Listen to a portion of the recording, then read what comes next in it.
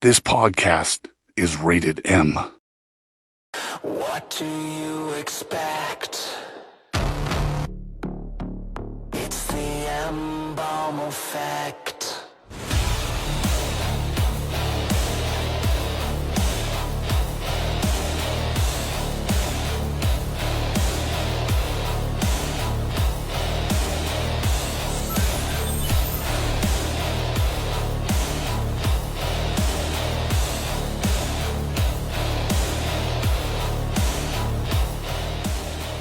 Ladies and gentlemen, welcome to the M-Balm Effect. We're back. I'm your host, the M-Balm, but don't go anywhere because we have somebody in studio that we had before and somebody brand new, never been on before, and I want you to all meet them right now and live here in the TME studio. Please welcome Kount C and Colin Delaney from former WWE Superstar, who's now going to be wrestling at Ground Zero. Yeah, buddy. What up, everybody? Ground Zero. We're going to be talking about Ground Zero, aren't we? You got the hoodie on right now. Absolutely, got to represent. Got to represent. I got to switch which ear my headphone is on because it looks weird with just my ear, like, hanging out over here. Yeah? I'm figuring it out, guys. I'm figuring it out. It's okay. The nice thing about our stuff here is that everything's adjustable, so you can swing the booms, you can swing the mics. Yeah, this place is nice. Thanks, Dude, man. This is amazing. I've been on the show twice before, but I've never been to the Strange Saloon, and this is incredible. Thank you. Love it, man. Yeah. We try to get all the vibes in here, you know what I'm saying? You got it, man. The aftershock mirror. That's the one. Yeah, that is the one. Hell yeah. Yeah, I know we were talking about it before, but it's one of those drinks I'm like, I wish I had that at least once to say I at least tried it. Right, like Quaaludes. Man, I wish I could just get my hands on some Quaaludes. He gets the humor. Starting off strong, ladies and He gentlemen. gets the humor. Sorry, what are we here for? Oh, yeah, that's right. We forgot. I think we determined it. Aftershock and Quaaludes. Whoa, I bet you people did that. Matter of fact, I think Statistically, there has to be at least somebody that did. Yeah, if you did, Comment down below in the chat, ladies and gentlemen. comment now, please. Yeah, I think we're here to talk about your new podcast, right, Count? Yeah, Countdown featuring Kount C with the after show Count Cushion. Yeah. No, totally joking. Count We're here Cuss. to talk about Ground Zero Yes, we are. and the M-Balm Effect and my good close personal friend Colin Delaney, hey, that's me. It's you. the guy. The guy. It's the man with the plan. Or wait, no, that was Brian Kendrick. Brian Kendrick. Also, I say that a lot on personal this. friend. It's funny. I say that a lot on the show when somebody's in here, and I'm like, every time I always think about that theme song. Yeah, you got to have a drop. Man with the plan. Copyright would kill just destroy everybody though. BK in the How house, could they? You think they care that much about a 2-second man with the plan drop? though. I know I do. Get excited when you hear that, right? Fuck yeah. Get excited, stoked. Jacked up. Ezekiel Jackson. Shout out Ezekiel Jackson. Oh, good pull. Good pull. He was a beast. Yeah. Yeah. You know what? Former ECW champion. Yes, What's your he was. favorite Ezekiel Jackson match? I don't know. Do you remember who he faced other than like Calling your bluff, bro. he faced Kane, right? I remember that. Yeah. No, I don't know. So Ezekiel Jackson came around when I was there. But I think he was only there for I think I was fired 2 weeks after he came up. And then after I got fired, I was like, I'm not watching this show anymore. So I don't think I saw many Ezekiel Jackson matches, but he's a gem. He's a gem of a human. Yeah. I want to say he won the belt from Christian. That sounds right. Yeah. Peeps. Yeah, the Peeps. Peep show. Yeah. Sounds right. Yeah. We got Ghost Man on here. What up, peeps? He says peeps. What up, Ghost There he Man? is. Super customizable. Yeah. Got it. So this is now an Ezekiel Jackson podcast. We've already discussed it. I've never seen him wrestle, and I think I've told you everything I know about him. But I think that's the new topic of the But we're pod. gonna dive right into it. Yeah. I mean, we can even talk about Omos and how he's That's New a Zeke, whole new different. Zeke Jackson. he different hasn't been story. around. He's gigantic. Isn't he down in AAA? Yeah, I think he did some I AAA believe. stuff. Yeah. Did he? I think. Fought Microman. Oh, he did. Well, he was in a Rumble thing. Yeah, he had Oh, a spot really? with Microman. It was amazing. Yeah, yeah. David and man. Goliath. David and Goliath. Omos is amazing and seems like a good dude. You know, when I watched that match with him and Brock Lesnar, I really was like, dude, this guy, he has something going for him. And then he's not on TV. And then, Well, yeah, that's the nature of the beast, I guess, you know. I guess. nature of the beast incarnate. Brock Lesnar. Thank you. Thank you very much. No, if we're talking Brock Lesnar, let's talk about my dude Obafemi. Dude. That was amazing. So we all watch WrestleMania, right? You watched the majority of it with me. I watched some of it. Yeah. I caught pieces. That match in particular, man, I was like, let's go Omos. Or I'm sorry, Obafemi. And Canceled. what? Because I fucked up his name? Yes. Sorry. We were just talking about Omos. Fair enough. No, Obafemi, dude, when he came in, I'm like, my heart was like, please let him win. Yeah. Sure. I'm like, but typically what ends up happening is we were Brock going back and Lesnar forth. fucking You and I- wins. And nothing against Brock, but You and I were texting. we were. Yeah. And we were like, please let this happen, but I don't think it's going to. Yeah. But please let this happen. And then it did. Turn of events, though, right? Obafemi wins. He walks out, and then, Tips his invisible hat. yeah, I saw that. Brock Lesnar throws up the X, and Which is then, weird. God. right, like, why would he do that? Also bizarre. And the internet was like, that's a thing when they're going off script. It's like, no, it's not. It's a thing when someone gets hurt. Right. Yeah. So I didn't totally understand. Yeah, because the referees typically do that when somebody's actually getting hurt in the ring, and all of a sudden, like, he's starting to do it, and you're like, wait a minute, is he hurt? And then, He got naked. well, they were just making. Did you see that joke about if Randy Orton retires, he's gonna leave his trunks in the middle of the ring? I didn't, but He's gonna walk I think away. there'd be a lot of happy ladies if that happens. His wife won't be happy though. No, but Yeah, but he's gonna wrestle. Is she ever? No, there's not gonna be a lot of happy ladies because that dude's gonna wrestle till he's like 55, and like, you know, Fair enough. it's not gonna be as impressive as when he was 32, Yeah, jacked to the gills. the little legend killer down there. You know? Yeah. while we're on the topic, have you ever been in the ring when someone's thrown up the X sign? Probably, yeah. Yeah, Yeah. nothing Yeah. that comes to mind though.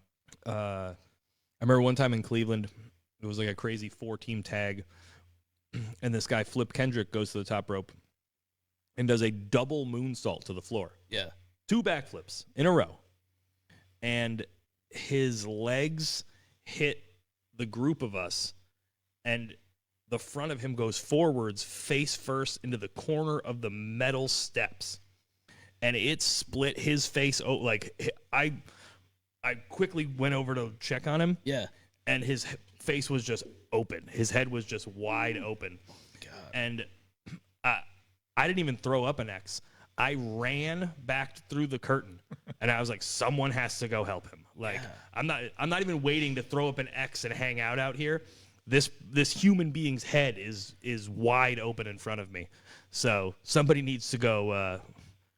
The X takes too long, man. Someone's got to notice that I'm throwing it up, and then people got to come out. No, I'm much faster. I'll just Right. In and out. You're back at it. in a full panic after seeing a human's skull, basically. It almost reminds me, like, I know it's probably a little different, but it almost reminds me of Joey Mercury. Oh, That God. ladder spot. That ladder spot was brutal, dude. Gruesome. I remember watching that and watching the blood just spill, and I'm like, that's not gonna look good after he's done healing. His face exploded. Yeah. His face exploded. His face exploded. His face exploded. Yeah, that was scary, dude. I'm not gonna Yeah. lie. Like, that was a scary moment. I'm like, is this guy gonna be okay? And in the end, he was not. Yeah. No, that's not true. Well, That's not true. I mean, he had a lot of things that happened after that, a lot of aftermath. But I mean, Sure. he's fine now, right? I mean, a lot better spot than he was in.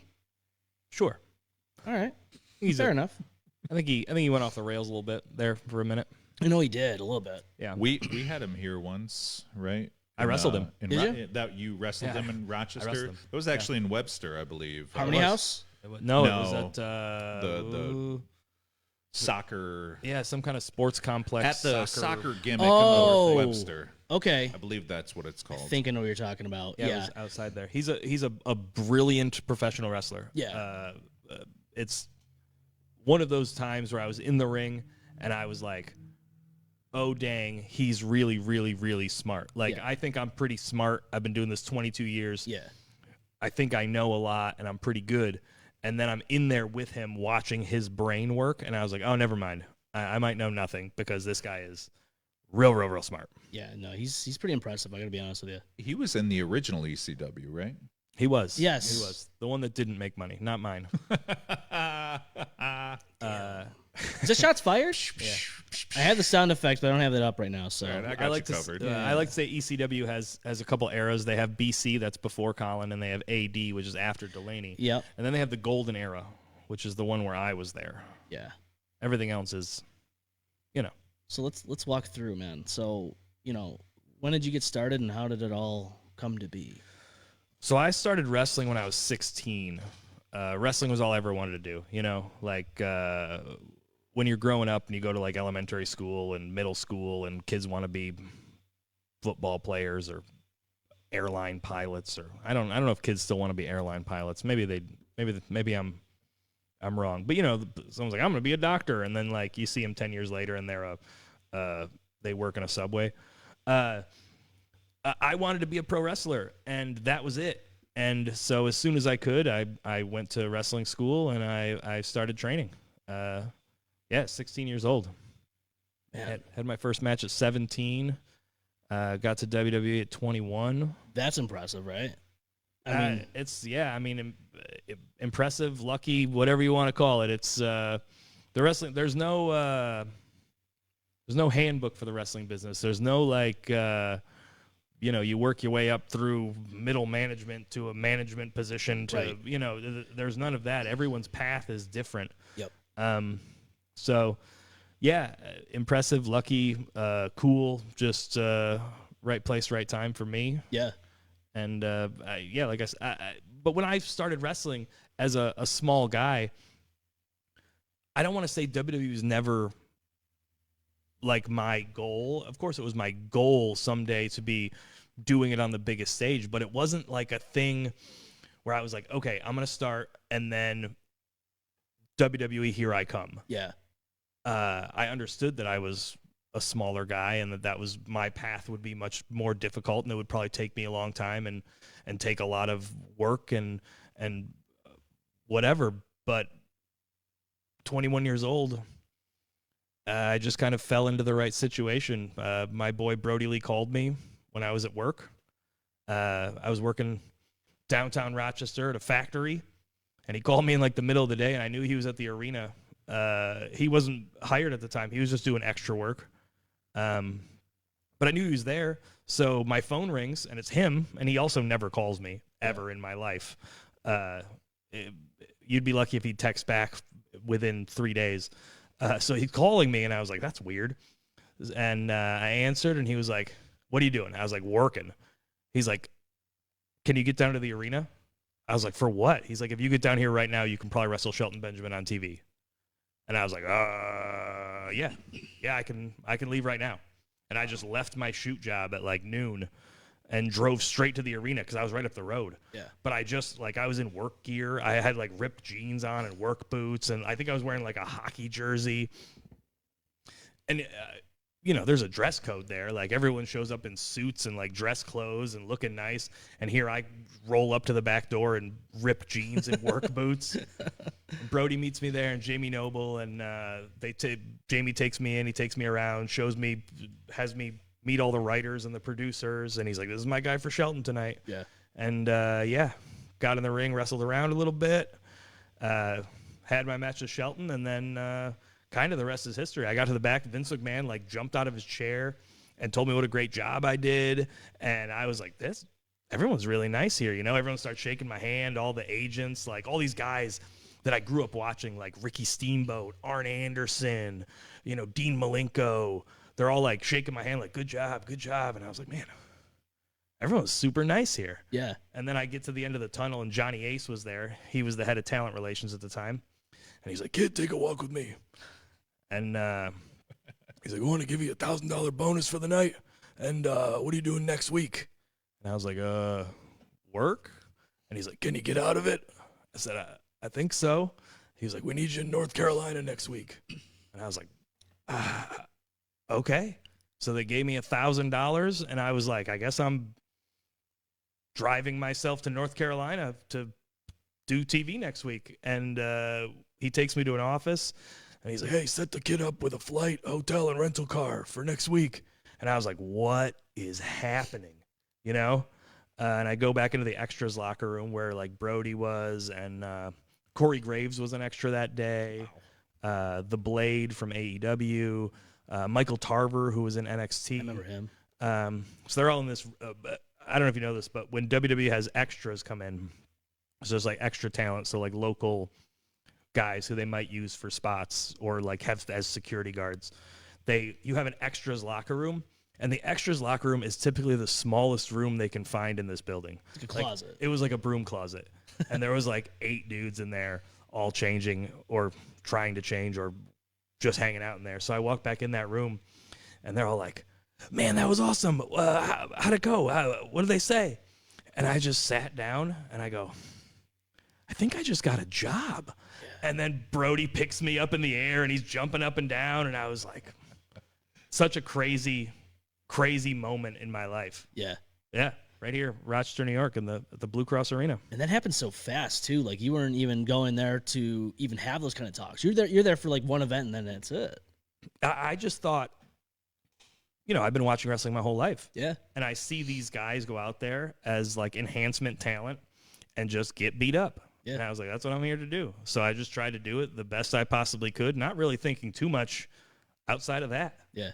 And then apparently they liked it. And I got a little job ski from it. And that's so awesome. I mean, I remember watching around those times, and you know, guys like on Sunday Night Heat and Velocity would come in, you know, and then like guys like John Cena would come in and beat him up, and you know, those are the kind of guys that would be in the broom closet. Yes. Yeah. Oh yeah, broom closet or like a room under the bleachers with no light in it. Sometimes they would set up like a pop-up tent out in like a hallway somewhere. Like it was, they were always the worst rooms possibly for 8 guys to hang out in all day. Was it worse than being under the ring for the whole night until your time is coming? Man, I've never done that, but that has to suck. I would lose my mind. Yeah. I would lose my mind. There's that famous story from back in the day where Kurt Hennig took a shit under the ring because he knew Ultimate Warrior had to be under there for like most of the show. He did that on purpose. Yeah. R.I.P. both of them. Jesus. I know. R.I.P. Kurt Hennig. Yeah. Damn. Yeah, I mean, he just took a nice, fresh shot. He's right in the middle of the under the ring and just was like, yeah, he's going to come in here. Yeah. He's going to smell my shit. Warrior's going to have to hang out under this ring for like an hour just smelling it. So, I mean, I wonder what that's like, going under the ring and then just like, man, it smells like a public bathroom here. What's going on? Yeah. Did somebody bring a fucking urinal or a toilet in here?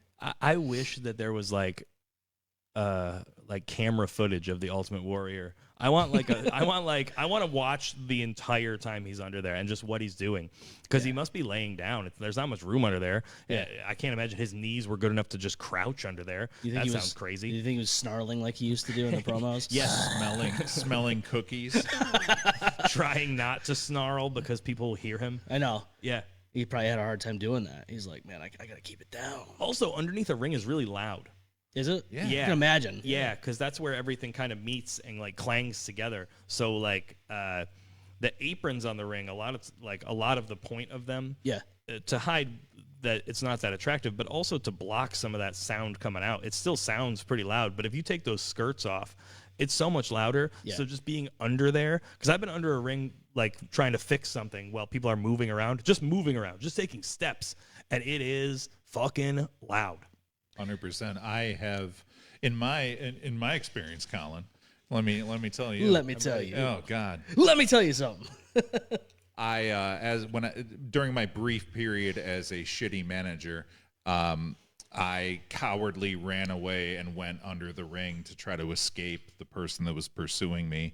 And when I was under there for 30 seconds, match was still going on, and I had no idea how loud it was, and I did not have a good time. No, it's not a good time. Yeah. I also was like, what if this whole thing collapses on top of me? Yeah, like that Big Show Brock Lesnar match from like SmackDown 2003. Yeah, There where you go. the ring fell apart. Yeah. Right. That was The post amazing. came They down. never should have redone it. Yeah, because they did, right? Yeah, they tried it with Braun Braun Strowman. Strowman, yeah. Yeah, I was like, oh, I They see. should have kept that a one and done because it was amazing for years, and then we were like, nah. There's only so much shit, though, you know. Like, Yeah, right. Yeah, I There's know. only so many things you can do, and after a certain period of time, like we remember it, but you got to remember that It's for the next generation. yeah, we are not the fans they're necessarily catering to, Right. And at times, absolutely not the fans they're catering to. You know what I'm saying? Yeah. Like when I watch some of the stuff, I'm like, oh, I understand this is not for me as a person who's watched it forever. This is for The new. the new crop of people discovering it and finding it, and who probably never saw this. Yeah. Yeah. Also, seeing that seeing that as it happened was nuts. Oh my and God, I can imagine. It's so much different because I'm sure they played the clip 100 times did. over the years.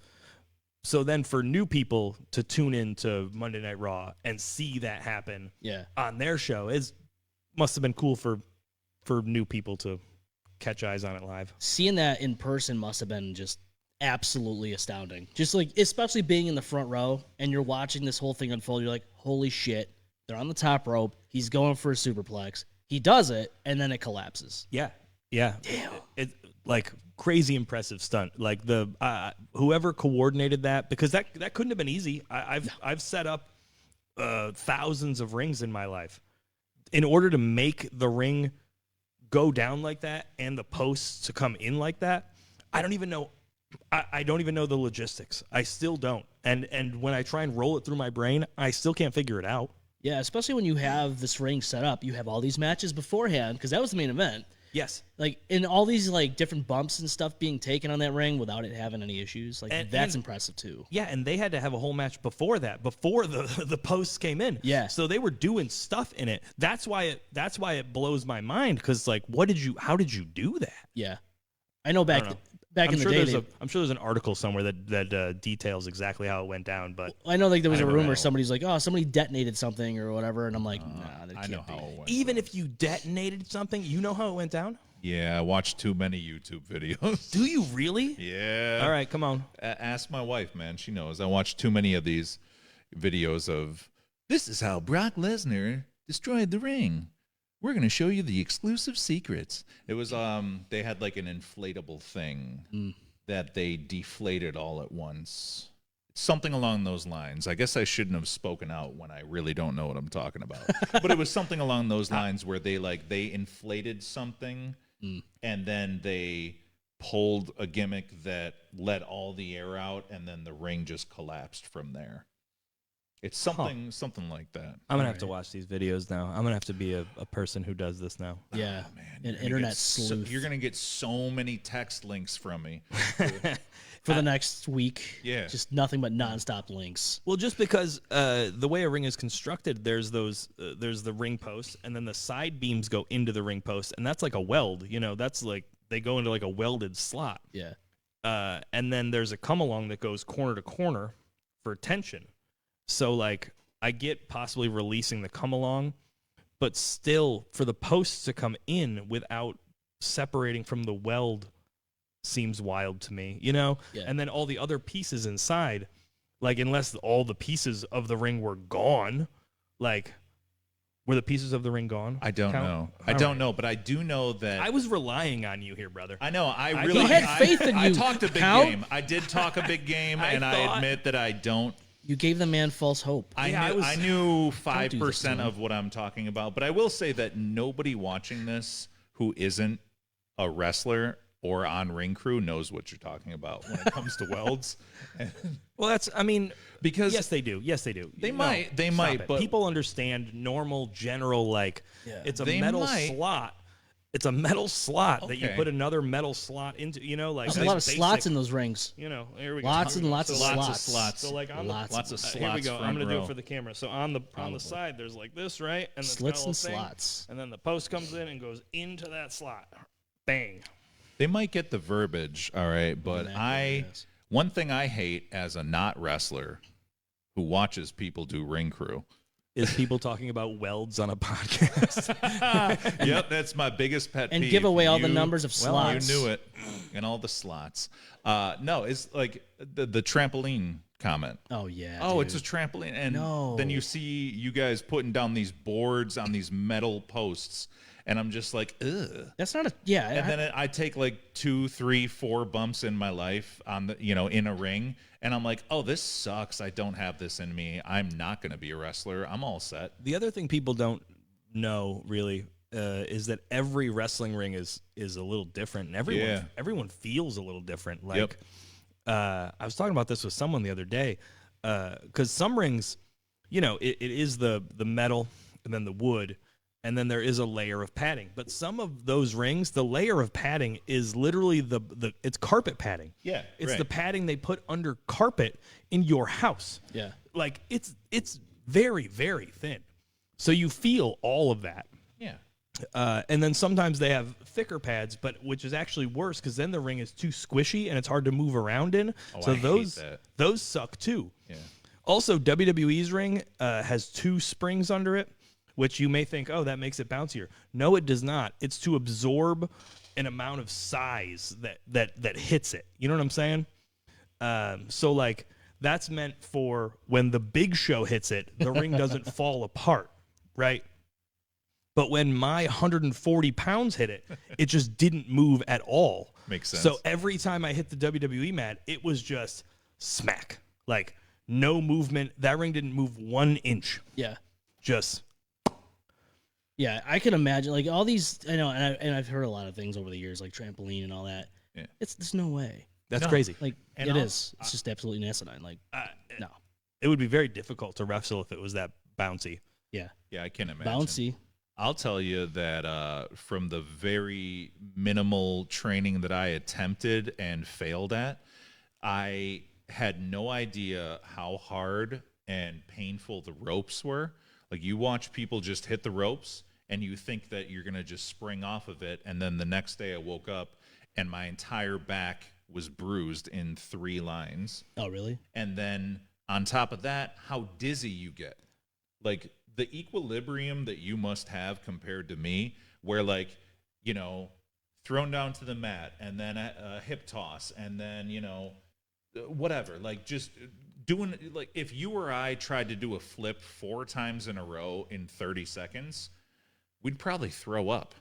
And you do, like, 45 in 10 minutes, Yeah, but that's like learned. I always tell people when they start, as fucked up as it is, our bodies get used to it, Yeah. which True. is like real fucked up to think about. Like, It's a little scary. A little bit. like you were saying when you hit the ropes, the next day you had bruises. Everybody does when they first start. Right. But then your body like calluses to it, which I'm sure isn't great for you. And like same thing with the bumps and stuff. Like eventually your body kind of gets used to the pain and the repetitive motion of it. Sure. But no, everybody has those welts when they first run the ropes. Everybody. Yeah, they're not like. There's no really much give to them. They're No, stiff. they're steel cables. Yeah. There's steel well, cables that are, like, covered in... some of them are actual ropes, but still they're tight. Yeah. They're like, Those ones very. suck.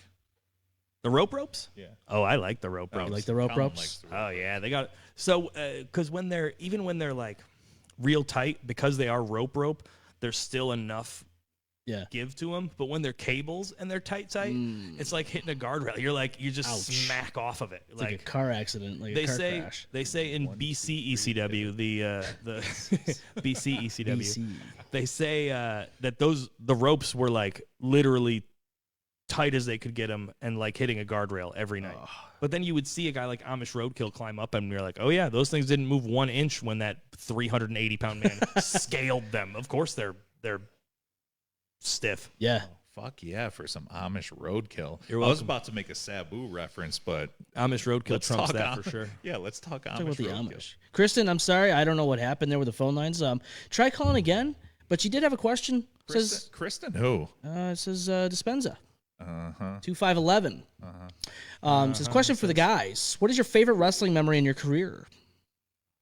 Colin? Oh golly. He's going to have to think because he actually has some. I don't know, a lot. So when I hit 20 years, I kind of reflected on a bunch of things. And, like, I've wrestled former champions from WWE, ECW, WCW, NWA. You know, I've wrestled former champions of all of them. I've been managed to the ring by Bobby Eaton, Roddy Piper, and Tully Blanchard, who's my favorite wrestler of all time. So, like, there's just, I don't know, little moments.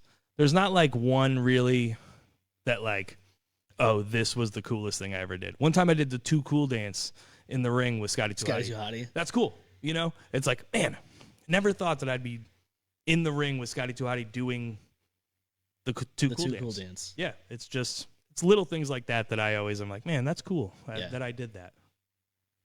I'm just a fan. I'm just a fan who's an announcer and occasionally does other stuff, so it's a lot easier for me to answer. And, you know, it's when I get to interact with people that I grew up watching. So the first time being in a ring and doing anything physical that was my favorite memory was the very first day that I became a manager. I debuted with my boy Matic from Ground Zero, and I showed up as a masked gimmick way before the Bloodline. Thank you very much. And ripped my mask off and attacked Abyss, did very minimal damage, and then he attacked me and gave me a choke slam in the ring. So getting a choke slam from Abyss being my second bump ever was pretty damn cool. But now that I'm an announcer, I still get to experience those kind of things and have little interactions with people that I watched growing up.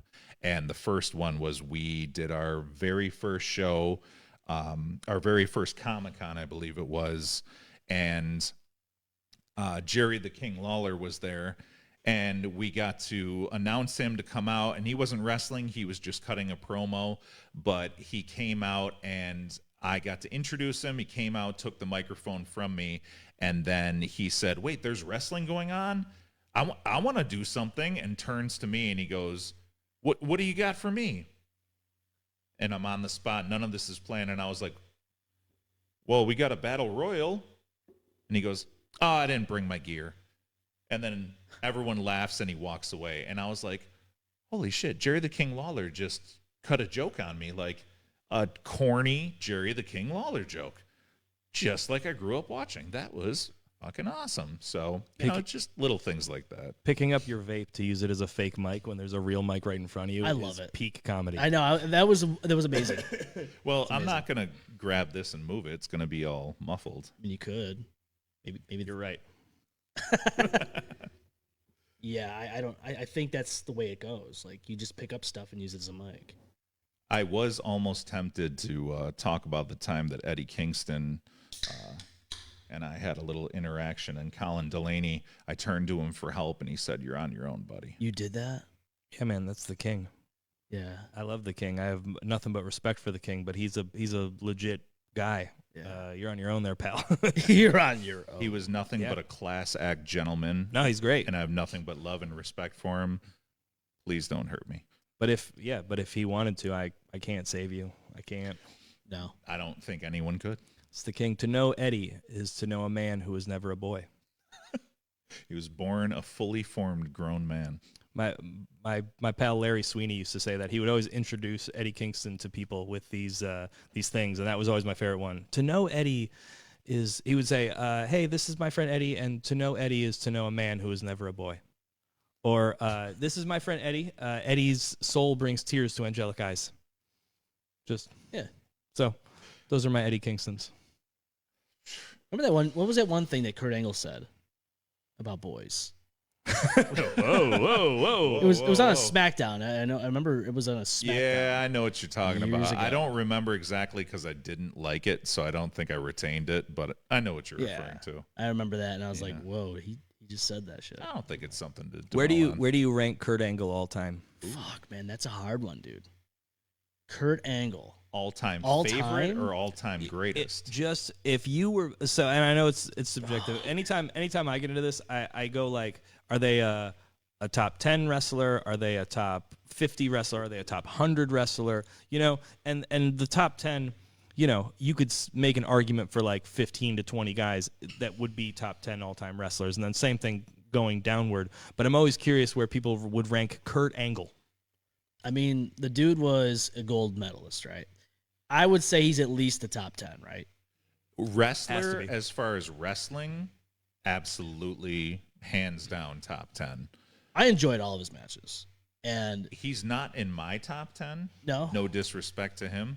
And if you're going just superstar in general and you only get 10, I don't think he makes it. But actual wrestler, hands down. The technical wrestling he's top that he 3. Yeah. Yeah, I feel like a lot of people underrate.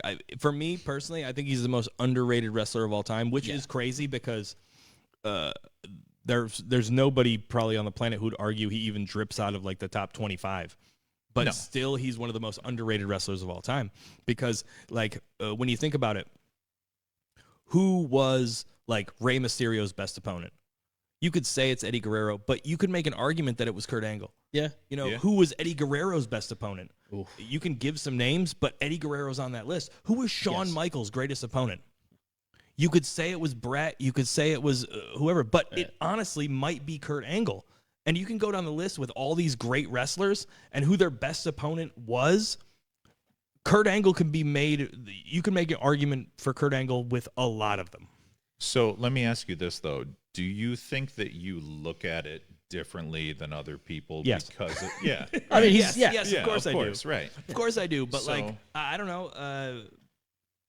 That's how I think about wrestling. And I at this point, I watch it on a more technical level. For sure. I watch wrestling for the wrestling. Yeah.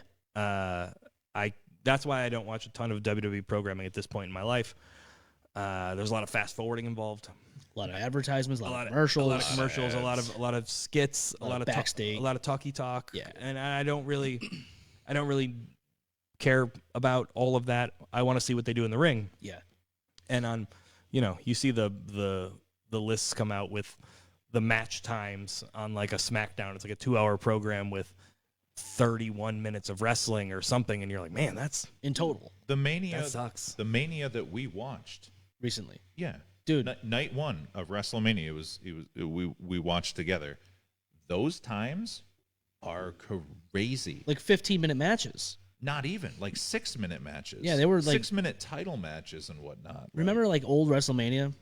You would have a match. Each match, at least a half hour to 45 minutes. Oh, not each match. Well, but it would be a lot longer. They would than have that. some time. Yeah. It's WrestleMania. You get time. That's where you get the time. Yeah. Right. Because you're not getting it on Monday Night Raw because there's only so much time.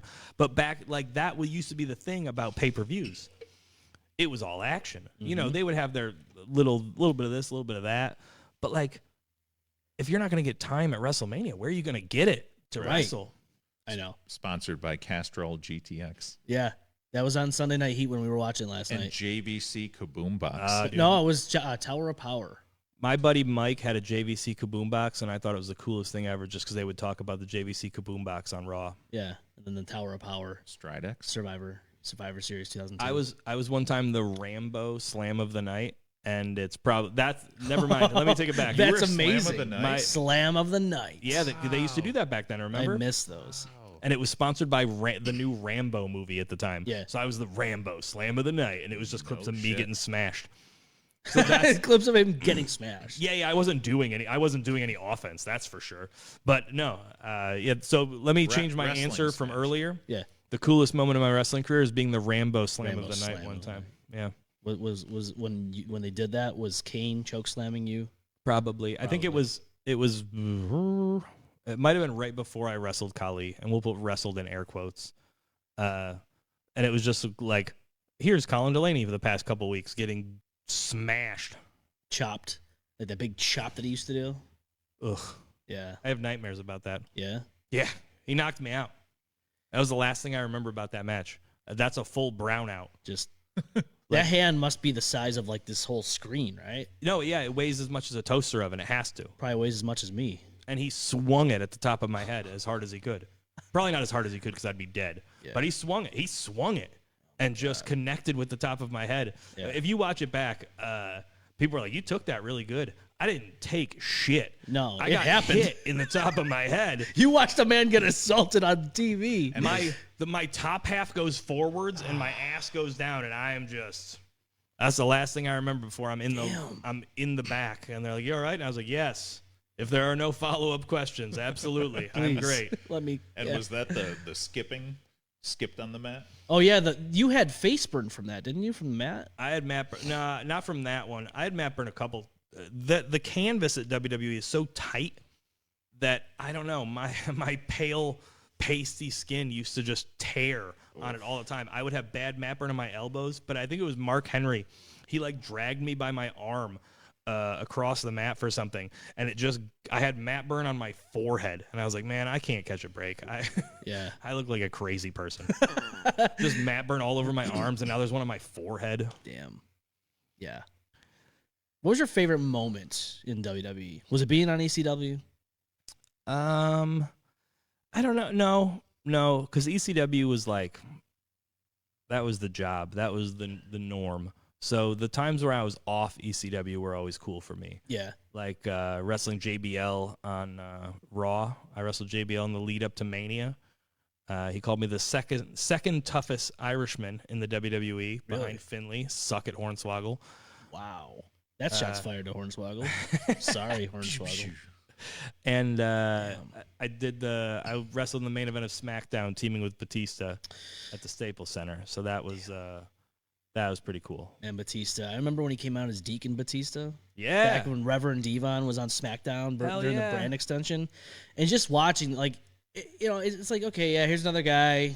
You just didn't know how big of a superstar Batista was going to become, but man, did he take that ball and run with it, especially when he was in Evolution, dude. It's a mystery. I missed. Yeah, we used to say, "Evolution drinks Listerine." That used to be the one. But he was real clunky. I remember when he was the Deacon, though. He was just big and clunky. Well, he was Leviathan in OVW. Yeah. So all that now with Brock gone, Randy's the last member of the OVW crew still around. Yeah, I had a feel. I wonder how that feels to know that, like, you're the last guy from that generation.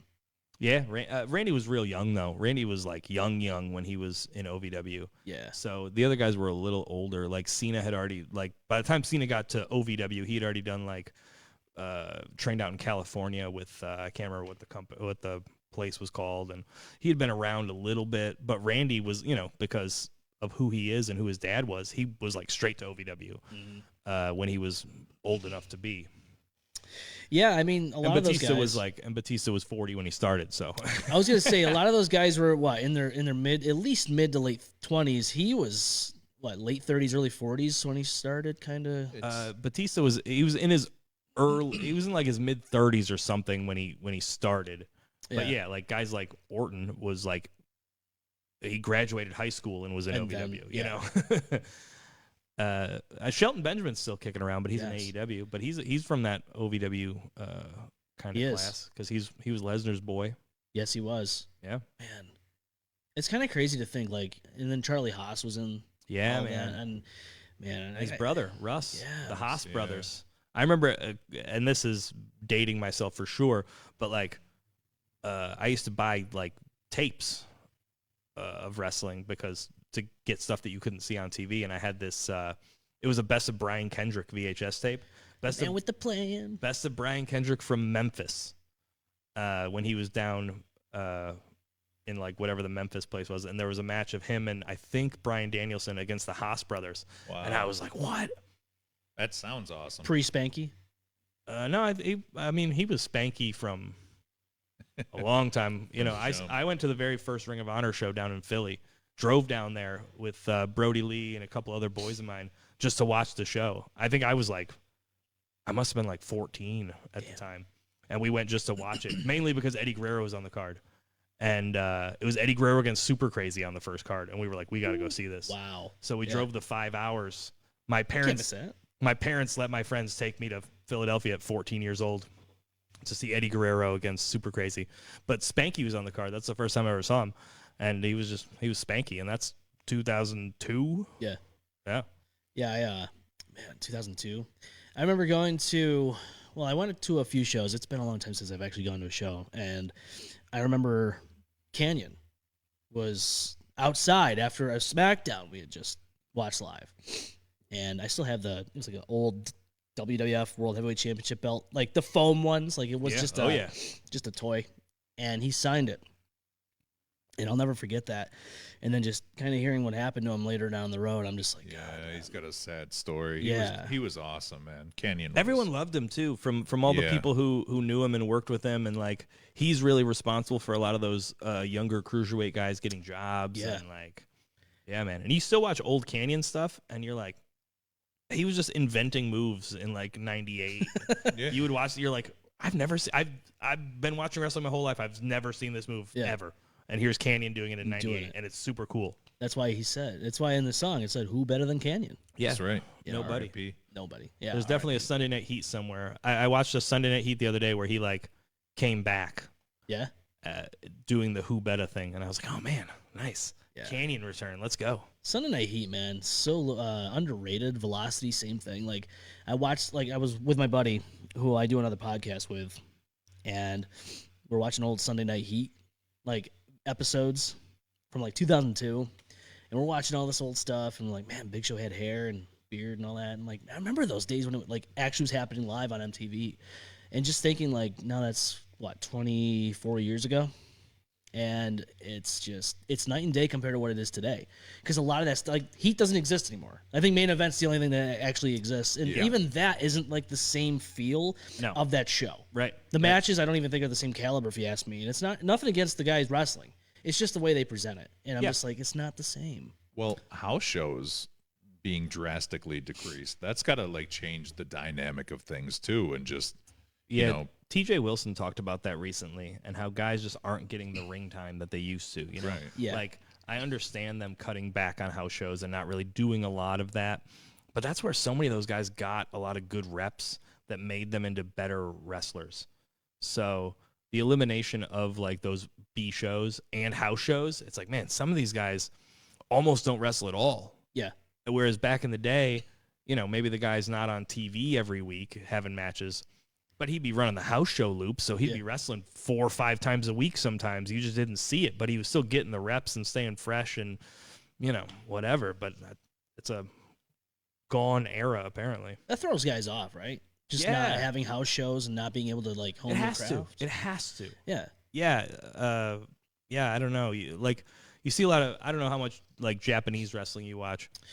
Not as much lately. But they have, you know, when they have shit, they'll do, you know, 15, 16 shows in a month. And these guys wrestle each other all the time. Yeah. So they get their chemistry up together, and they have their reps in. So then eventually when there's a big show, these guys wrestle each other, and it's like, holy crap, how is this so good? And it's like, well, because they wrestled each other 4 times in the last year and have built up this rapport together. Yeah. I've been to a couple of house shows, but I remember the one, again, 2002, and Ric Flair was leaving the match, and he was doing this to my sister that was there, and I'm like, dude, this fucking guy. Hell yeah, he was. Never changed. He's still out there doing crazy shit, but that's sure why we love is. Ric Flair, man. That's why we love Ric Flair, because he's the only one that's gonna do it, right? I mean, there's like full Reddit threads of him, like bars in Tampa being like, does Ric Flair shit his pants at your bar too? I was just gonna say that. Yeah. I did stumble upon that rabbit hole a little bit. Yeah. Is it real? I'd help him. Yeah. I mean, come on. He's 77 years old, The right? man's old. Yeah, the man's, you know, and he's destroyed his body. And he wants to wrestle one more match. And he Don't was do doing it. the same thing at That's 30. crazy. I didn't even watch the last one. I was like, I can't do it. I can't bring myself to do this. There's no reason. It's just gonna make me sad. Didn't he fake a heart attack in that ring? He kind of did. Or was it like... I was gonna say, Or maybe he just really had yeah, a or maybe he really had some kind of I hope health not, event. dude. Yeah, it's scary. You know, anybody dying in the ring is scary. I remember watching, watching when Rey Mysterio did the 6-1. I forget where it was. Oh, God, no. You know what I'm talking about, yeah, right? I know. And the guy just slumped. Yeah. He just Oh yeah, slumped. And you could tell something wasn't right. And then like you find out he died. I'm like, what? Yeah. Why are you Like, talking about my man like this, dude? You know, me and Ray have a very, very personal connection together. Ah, this is upsetting me. Yeah. Yes. He killed the man in the ring. He didn't kill him, man. It wasn't him. It was an accident. Yeah, well, he didn't do it. Not like he got a ski mask and a gun and brought it to the ring. I mean, I was just hearing that there's an interview with Big Show recently talking about when he swung Ray when he was strapped to the stretcher. yeah. And being like, I thought I killed him because the way that goes down and he just goes on his face. Yeah. That was wild, dude. That was like, wild. Could you imagine being strapped? You have nothing, no control over Arms anything. down. Yeah. Nope. Yep. Done. Arms It strapped down. wasn't even the hit. It was him dropping. Yeah. Smacking him into the post is whatever. But then the way it came down, he went like face first. Yeah. And he's strapped in. Ugh. Terrifying. Big Show, man. Big Show's a part of a lot of cool moments, apparently. Yeah. We've talked about 2 of them. Do you remember All-timers. Do you remember when Kurt Angle got the tranquilizer gun, shot Yes. Big Show on Oh, yeah. SmackDown, and shaved his head Shaved bald? his head. Yeah. I remember that. That was the end of the Giant and the beginning of the Big Show. yeah, kind Man. of. Then he turned heel 136 times. That amount of times in particular too. Maybe. Not anywhere straying from it. I'm sure. Nope, that's the exact number. Yeah, Remember that time the big boss man came to his father's burial? dude. That's that's an all-timer, too. Oh my god. Sorry about Joe Pappy. I mean, just to get away with something like that, because I know his father did pass away. Yeah. It's just, I don't know how do you feel like when that whole thing's going down, right? Just in a Selling- leather coat, Selling tickets. riding the casket. Yeah. Well, the big boss man yells at you. Yeah, Wild. I love it. What I always think about is like the production aspect of it. Like they did that at a real cemetery. And then like the Katie Vick thing was Dude. it was at a real funeral home They had while a funeral was going on next door. Like that's what I always think about is like I think about a lot of that stuff when I go back and watch old wrestling. I threw on a TNA the other day where they had like 8 cop cars show up, and I was just like, how do you get 8 cop cars to just fuck off what they're doing for the night By- and show up at a pay-per-view for some kind of shtick segment. Yeah. You know what I'm saying? Like, it feels like they have more important things to do. Right. Like, are those prop cop cars? Did they just like, you know what I'm saying? Are those? Yeah, I don't know. Could be. Just the idea that they had so many cop cars roll into this thing, and it's like, what's that? Do you have to pay them? Do you just Probably. request it? You have to, right? they ignored 8 There's so separate many of them. Yeah, right. crimes. Like, Or they just said, "Fuck it, we're gonna call 911 and say something huge is going down at this event." someone 8 different times. Yeah. someone was watching TNA pay-per-view and was like, well, committing crimes now. Yeah. Now's the time. They're Yeah. all down at the arena because Hulk Hogan wants them to be. Hogan, man. Oof. Yeah, I remember that TNA time era with Hogan, Bischoff, Mick Foley was in there. Yeah. Going back to Katie Vick, though, not even gonna lie though, they had to tell them. Famously said, They had to tell them to keep it down because there was literally a wake happening in the room after, like next to it. imagine like losing someone and then being like, what is going on in this next room? And then in the room over here, Katie, you look really good right now. And you're like, what the fuck is this? What is happening right now? My loved one's dead in a casket, and I hear these sexual themes happening next door. And then it's Triple H in a Kane fucking mask. I can't lie. This is exactly how I saw this podcast going tonight. I'm glad, right? Is it I good? knew Is it it, would end up here. is it good or is it bad? I love it. It's great. Well, Now, how do we get 8 cop cars here right now I'm dialing for the right- segment? I'm dialing it right Just now. for the segment. Okay, it is 911, right? I don't know about this county though. You know, It's 911, right? We could I believe it's 912. we could call them. Man, I'm feeling weird just saying that over open air. Yeah, right. Yeah, no, I know. No, we don't do that. Jokes. We don't. Yeah. I'm joking. We're not gonna take anyone away from I'm their job. joking. I'm joking. Give me that. We're not gonna take your gerb. I'm gonna eat the whole thing. You know, there's a lot of crazy things that happen on this show. I mean, we had a PDF file call in once. It was during the whole Sam thing, and he said that he witnessed all like the stuff like kind of happening next door because he lived there. Jesus. And yeah, there's a lot of crazy things that happened on this show. Got stun gun once. You know, my wife wasn't too happy about that night. I believe that. Yeah, she was pregnant at the time, and here I was. Dude, we were doing a That's power the best hour. time to do You're it. both- Nice. you're both making nice. sacrifices. All right, now we're talking. We were doing a power hour, which if you guys want to do a power hour, I mean, I don't know. I know the tequila episode got you, but I feel like Next time. I think next, I've redeemed next myself time I'll by power now. hour. so there's a next time. He says. Yeah. There we go. I always wonder with guests because they're like, we start talking like stuff like Katie Vick, and they're like, oh fuck, not this guy. I'm never coming back. I'm a power hour connoisseur. Are you? I love oh a good shit. power hour. Dude, Well, King of the Buffalo But Journey. I did a lot when I was younger, the power hour. Yeah. And then in the past bunch of years, I kind of do more of like a bootleg power hour where you just kind of sip your beer every time it changes. I did it last time, yeah.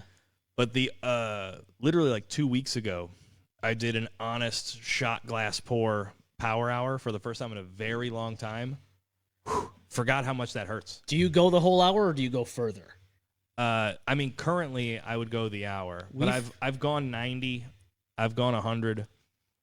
We fucked up. Feels bad though. It feels bad. It does. Let me tell you, because You're so full, you're so bloated. You're like, it like hurts to live at a point because you're just so bloated. So let's just pretend that I don't know what you guys are talking about. Oh golly. Would you mind explaining to the viewers, and definitely not me, what a power hour is? so a power hour. I was introduced to. Explain it with disappointment in your voice. There's a strong chance I already do it and just don't have a label. No, you So don't. Kount. So this is how it goes. Okay, my first interaction with a power hour is actually on my buddy's podcast. At the time, it was called Insensitive Culture, and they did a power hour, and they put the timer on, and every minute you take a little sippy poo. Okay, take the sippy poo.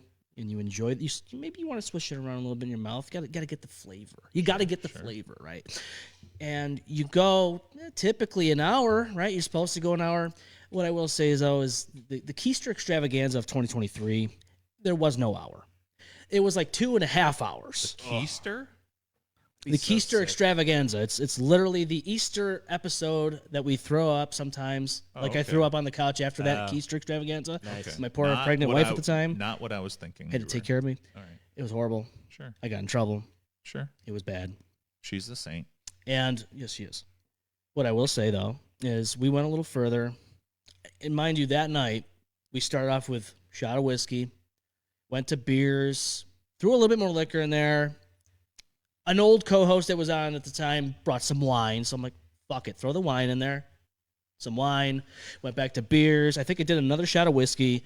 It was a bad night. Let's put it that way. Yeah, you can't start mixing. So to concisely explain to you what a power hour is, and there's a bunch of power hour mixes on YouTube, which is great. The song changes every minute. So when the song changes, you take the drink. There's a wrestling one that I saw the other day. I didn't do it yet. A power hour mix on YouTube does my ADHD soul really good, because sometimes I'll just throw them on even if I'm not drinking. It just changes the song every minute. But so every time the song changes, you drink a shot of beer. Oh, well, I hate beer. That's So, why I right. don't know what it is. Yeah, exactly. Yeah, I don't drink beer. But so that's Mystery solved. That's the game. So Redeemed. it's You don't have to drink the beer. It's though. a shot of beer every minute for 1 hour, which Yeah, doesn't that seem sounds like a awful. lot, but it's actually like 9 beers in an hour or somewhere close to that. And by the once you get into the 50s, you're just so It's over. Sounds you're horrible. You're so bloated. You're Yeah. so gassy. You have to burp, but you can't get one up because you just burped 2 seconds ago, and Yep. it's just building inside of you. Yeah. No, I feel better now. I don't drink beer, so Yeah. beer is gross. But you can drink liquor, though. Okay, yeah, Oh, yeah, I'll you'll- drink but a you're- shot die. of liquor Yeah, you'll die. But every that's minute. that's for the risk. an hour. That's No, the you risk you take, though. That's the compromise. It sounds like you guys would be taking the risk in that No. sense. Yes, Why? because we'd have to be around you after 60 shots. Oh, God. You'd be responsible for my Nope. demise. For And your that's life. how the podcast is created. For your life. What was it? Countdown. Countdown. Countdown is just me on the floor. Count Cushion. The Count follow-up. Cushion is what's when happening I hit after. the floor. Yeah. That's Yeah. The follow-up podcast where we interview him. it's a live stream, and I While just he's mumble and unconscious. throw You up could. into the microphone. Yep. We could do like a Royal Rumble power hour where people get eliminated. Whoa. Or just entries. We could do entries. Oh yeah, more people come in. Dude. Oh my God, that's a good idea. Not a bad idea. We could do it. It's fitting for the Strange Saloon too. I would do it on the show with beer because I hate beer, so it would be funny. You would be Forever. I you know. would feel so bad. It would not end well, but it would be funny for people to watch my response like a little bitch just, The one we did the other just day, not the liking beer. The YouTube Power Hour we put on was it was 60 songs white people get turned to. Ooh. Yeah. We can get so are these songs that you can play without copyright infringement? No, probably not. Oh. I mean, I don't know. Yeah, I'm very. I don't know anything about copyright laws, but so I just avoid it completely. Yeah, I got you. You know what I'm saying? I don't know what the rule is, but so I would just say no. You can't. Probably. I'd say it's probably not a safe bet. I'm gonna guess that Google will come in here with AR-15s and tactical gear and just gun me down. Is that how we get the 8 cop cars here? Yes. Copyright infringement. You play a 8 theme of them song. roll in. You play Mark Henry's theme song and it's over. Ooh, which one? You're gonna get your ass kicked. Yeah, Someone's gonna get get their ass kicked. All right. 3-6 Mafia, baby. Yeah, that's why you Okay. get the copyright, because 3-6 Mafia, the record label it'll red flag. Hypnotized. Mark Henry Power Hour. We get the sexual chocolate theme in there too. That was good. That was a good one. Please do it again. Thank you. I can't remake that. It was authentic. It was a came one from- and done. It came from the soul. It's sexual, baby. Will he bring the hand if he comes? Well, Hands all grown up. Will if he he's- bring the hand? if he's got to watch the kid that day. Yeah. Have you seen him DJing? It's amazing. No. Yeah. No, I never saw that. He's just hosting parties, DJing.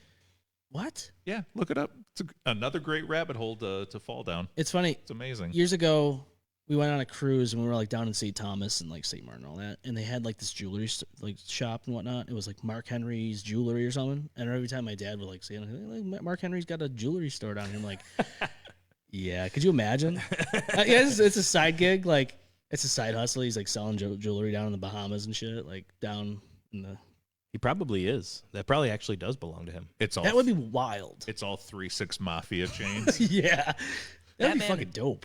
That man started in WWF in like 94, 95 or something Yeah. crazy like that. He's been Like, around for a while. Yeah. He had a job for so long. Mm-hmm. He's probably got loot. Of course. Enough to get a jewelry business going in Barbados. Yeah. Why not? That's your side hustle. Yeah. You're slamming people in the ring while making money on the side. Well, with diamonds. Yeah. Yeah, jewelry. Nothing wrong with that. Mark Henry was probably the person I like wrestled and interacted with most in WWE. I felt like every other week I was doing something with Mark Henry. He seems like a guy that you would want to hang out with. Hey, he's a gem. Yeah. He's a very nice guy. Yeah. He used to also pick me up over his head. Like some guys, when they're warming up, they'll do like push-ups just Yeah. to get a quick pump. He would do that with you, though. Mark Henry would be like, "Colin, come here," and then I would just, Yo. I would just flatten Military out, press. and he would just pick me up over his head like I weighed nothing. Yeah. And I was like, "Okay, this is great." How much did you weigh at the time? 145 maybe. It's like a fuck- Yeah, okay. I didn't weigh much. Yeah, so I- he's so- doing I it. couldn't do that. No. I remember he threw me in the air, and I was like, "Oh, I'm forever high. I am like, Yeah. I must be 10 feet like over him." Yeah. I wasn't really, but it felt that way. Yeah. We were watching Sunday Night Heat. The one match was Big Show versus Goldust. Oh, And he fucking chokeslammed Goldust like way in the air and just slammed him and he won. And my buddy Jordan's like, yeah, I'd be done too. Like, you got to think, like, Big Show's like 7 feet too, right? And he's throwing you up in the air like this. So just all that height, right? yeah. And then wham, right on the ring. Just It's ow. It's one of my least favorite things to take is a choke slam. Choke slam. For sure. I think it tops the list because From anyone? it's just a free fall. Yeah, from anyone. I don't care. I don't care if they're 5 foot tall. Worse than a power bomb? Yeah. Really? Yeah. I would say the power bomb looks more like Last Depends Ride. on- Undertaker's. Yeah, Straight that one, down? That one probably sucks. Yeah, I was gonna say that. Any free fall bump, any bump where you're just up in the air and then they just Yeah. put you straight back down sucks. Sucks. Especially the choke slam. Yeah, I don't know. I always thought the choke slam would probably be, easier than a power bomb, I guess. You know what else sucks about a choke slam? Hmm. A lot of guys they'll grab your trunks Oh yeah, when they I've go to seen pick that. you up, Yeah. but Wedgie? then that puts you up on like not the best angle. So then when you come down, you're like not the flattest sometimes, and you're like, man, I just went so high in the air, And now you're landing. Now I'm landing like kind of on my hip. Chiropractor the day after. Yeah, and that's why Ric Flair is at bars in Tampa. Shit in his pants. Shit in his pants. Shit in the stool. Woo! Woo! I wonder how his chops feel. Like, how does it feel to get chopped by Ric Flair?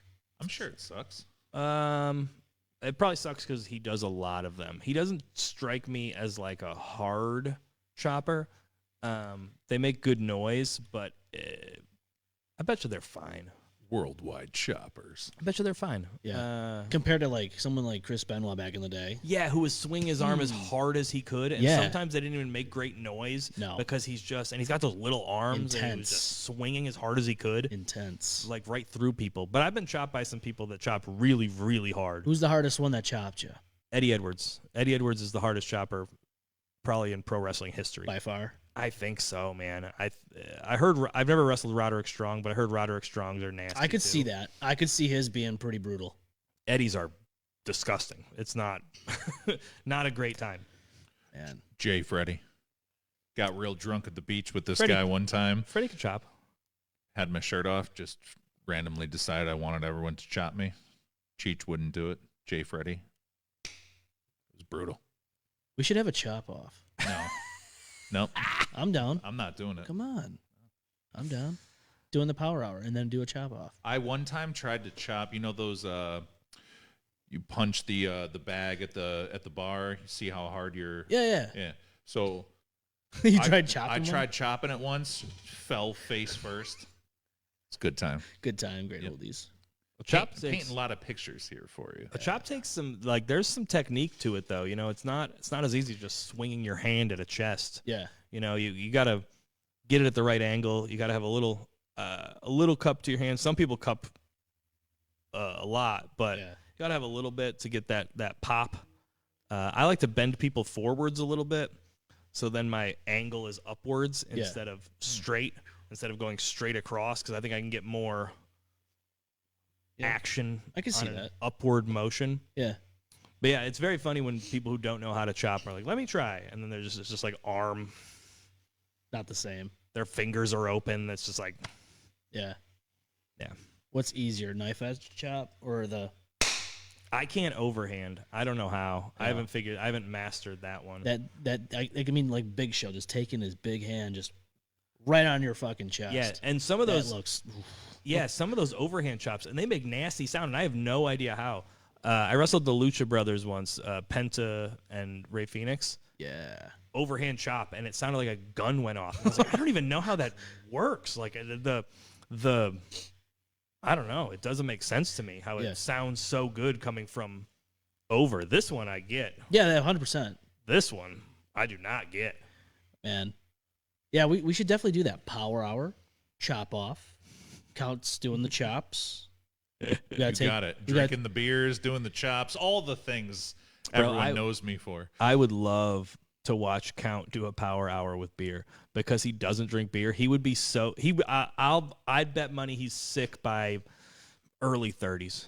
Yeah. Oh, hands down. In the power hour, early 30s, I'd say. We could schedule this. Yeah, and I'm we good for real. need like regulation shot glasses. So whatever, it's like what, 4 ounces or whatever, Give or take. 3 Listen, ounces. I'll do it for the gram. I'll do it for the content You'll do it. because I love you and the show, but You don't mind Kolsch's though, See? I don't like huh? I don't Yeah, like he's them, talking. He knows what's but up. I don't talking. hate He knows. Yeah, okay. Well, you don't hate him. There's levels. It's to not this like shit, it's not like we're making you do Bush Light. You No. can do some Kolsch's. We could buy that if you want. IPAs.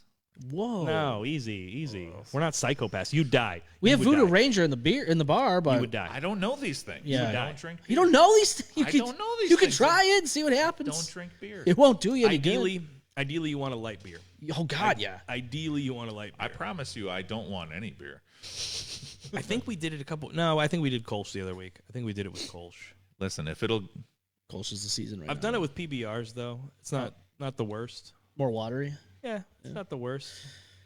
I mean, I'm down for it. You really want to do that? You want to do the beer? no, but I will. I mean, I'm down doesn't- for anything. It doesn't take much to peer pressure me into Power Hour. I'm It good. really doesn't. No, let's do it. Yeah, you can I peer wanna- pressure me into You gotta do both shot things. glasses though. None of the sip. we None of the got sip some. boys. We You got gotta all- you gotta fill a shot glass every time. We got shot glasses. Make you real full and hate your life. by the end Listen. of it. You just got to have a conversation with the missus, and She's watching. She's fine with it. yeah, She she told. Oh, it's in the chat here. she Kristen loves is- this idea. Yep, she's I think fine. there's an isolated feed coming through my. Oh, This- you're. Oh, this you're just okay, in. she's fine with She's it. very okay. excited. Left ear. I heard it. Yeah, she loves it. Yeah. She said actually you could do power 2 hour. Oh, yeah. That sounds like her. Very sick. I promise you. I think you're gonna feel bad by like mid-30s. Power Hour is one of those things you have to pace yourself, and you have to do it strategically. We should get sponsors since I don't want to do it. Learn it from a pro, and then right? we'll donate the money to charity. A pro who The charity is Ground Zero. got sick after it. Don't even know how I signed off the show. The morning after, I'm like feeling hungover as shit, and I'm like, I should watch that back. Was it the taser I did. episode? yeah, It was the same one. yeah. Okay, well then bring the taser. Because if I'm gonna do it, I should also get tased on. You said camera. do it with the taser? Yeah. If I'm gonna do One tase every minute for an hour. Yeah, I'm just right. kidding. Oh my god. yeah, I mean, if we're gonna go, let's- Extreme Rules podcast. There we go. A hardcore Perfect. cast. A hard cast match. Yes. Should we get fucking tables?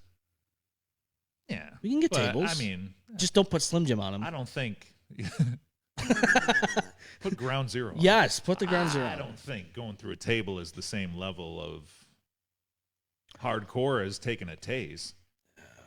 I'm not trying to talk shit, but I'll go through a table right now. I'm not trying to get tased right now.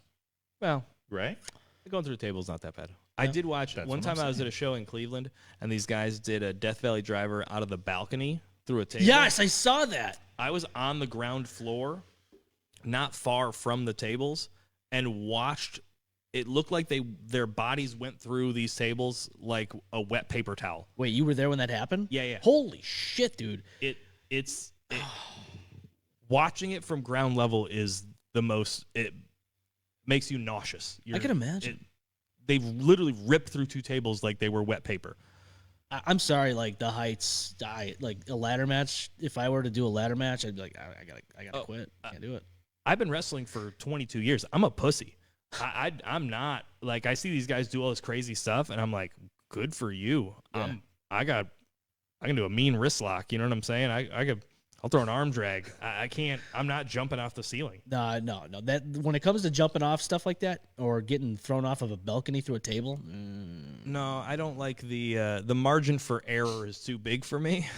like when Edge was sitting on the ladder one time in the middle of the ring. I think it was a Monday Night Raw. It was like building up the pay-per-view, and somebody had pushed him, and he fell off the ladder over the ring ropes and onto the mat, like onto the floor. And I'm like, fuck that, dude. Oh, yeah. Nope. Yeah. No. See, I Shane McMahon it where I don't have the skills, but I really want to prove myself. So Fall off something real high. hell yeah, dude. I would do that shit in a heartbeat. It wouldn't end well at this age of my life, but fuck yeah, I want to jump off a balcony. That would be dope. He was still doing shit like that though in his 40s, and right? That's why I think I could do it. He was jumping off the Hell in a Cell on the Undertaker match at WrestleMania. Hell Oh yeah. I love That that. was impressive. So that's a question I do have for you that I wrote down because I was thinking about it earlier. Is there any type of match that you've never been in that you would want to wrestle in before you call it a day one day? Bra and panties. Casket? Tuxedo. It's a tuxedo match Tuxedo when they're men. It's my specialty. Tuxedo Speedo match. No, I don't really like gimmick matches. I've been in plenty of cage matches. I've been in plenty of ladder matches. It's fine. Just not your thing.